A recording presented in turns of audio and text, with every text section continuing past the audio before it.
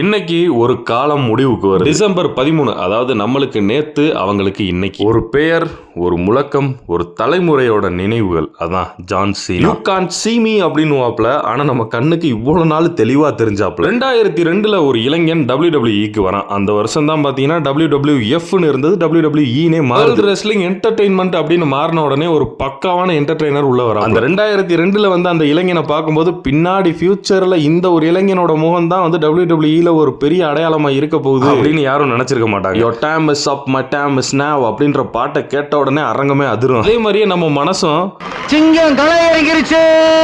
16 முறை world champion. ஆனா இவ்வளவு பெரிய ஆளா ஜான் சீனா மாறினதுக்கு அந்த டைட்டில்ஸ் காரணங்க. மேட்ச்ல தோத்தாலும் ஜெயிச்சாலும் பூன்னு கத்துவாங்க, அதாவது டவுன் பண்ணி கத்துவாங்க. அப்படி கத்துனாலும் வாழ்த்தி கத்துனாலும் இந்த கேரக்டர் ஒரே மாதிரியே இருந்தாப்ல. நெவர் கிவ் அப் அப்படின்ற ஒரு கோட் வந்து அவரோட டி-ஷர்ட்ல எப்பவுமே இருக்கும். சும்மா அவரோட டி-ஷர்ட்ல இருக்கிற ஒரு கோட்டா மட்டும் இல்லாம அதை இன்ஃப்ளூயன்ஸ் பண்ண ட்ரை பண்ணிட்டே இருப்போம். ஒரு தலைமுறைக்கு வந்து சைல்ட்ஹுட் ஹீரோ, ஒரு தலைமுறைக்கு வந்து ரோல் மாடல், ஒரு தலைமுறைக்கு வந்து இன்ஸ்பிரேஷன். இப்படி இருந்த ஒரு மனுஷனோட கடைசி மேட்ச் இன்னைக்கு முடிஞ்சிருச்சு. தோத்தும் போயிட்டா. அந்த மேட்ச்ல ஜான் சீனா அந்த டேப் அவுட் கொடுத்து தோத்தாப்ல. அதாவது நெவர் கிவ் அப் அப்படின்ற ஒரு கோட்டோட வர மனுஷனை வந்து டேப் அவுட் கொடுத்து தோக்க வச்சிருப்பாங்க. அதான் நிறைய பேருக்கு ரொம்ப வருத்தம் அளிச்சிச்சு. ஏன்டா ஸ்கிரிப்ட் அப்படி எழுதி வச்சிய கடைசியில மாடா அப்படின்ற மாதிரி. இந்த ஸ்கிரிப்ட்ல இன்னொரு விஷயம் வேற தெரிய வந்துச்சு. அது அபிஷியலா அன்அபிஷியலான்னு தெரியல. இந்த ஸ்கிரிப்ட் இப்படிதான் முடியணும்னு ஜான் சீனாவே கேட்டுக்கிட்டாங்க. இவரோட அந்த லாஸ்ட் மேட்ச் ஆப்போனன்ட் யார் அப்படின்னு பார்த்தோம்னா காந்தர், அதாவது வால்டர் ஹான் அப்படின்னு சொல்லப்படுற காந்தர். அவர் ஒரு பெரிய சைஸ் உள்ள ஒரு ஹெவி வெயிட் ப்ரொஃபஷனல் ரெஸ்லர். அதாவது WWE சைன் பண்றதுக்கு முன்னாடி பல ஃபெடரேஷன் கீழ விளையாண்டுருக்காங்க. அந்த SNME நடந்த ஜான் சீனாவோட லாஸ்ட் மேட்ச் எப்படி பார்க்கப்பட்டுச்சுன்னா ஒரு பிரஸ்டீஜியஸ் மேட்சா பார்க்கப்பட்டுச்சு. அதாவது ஒரு sports entertainment versus professional wrestling அப்படின்னு. என்னதான் என்னோட லாஸ்ட் மேட்சா இருந்தாலும் ஒரு ஸ்போர்ட்ஸ் என்டர்டைன்மெண்ட் வந்து ஒரு ப்ரொஃபஷனல் ரெஸ்லிங் வந்து தோக்கடிச்ச மாதிரி இருந்துற வேணாம் அப்படின்னு ஜான் சீனாவே பர்சனலா ஃபீல் பண்ணதா ஒரு அன்அபிஷியல் நியூஸும் லீக் ஆயிட்டு இருக்கு. அது எவ்வளவு உண்மை என்னன்னு தெரியல, ஆனா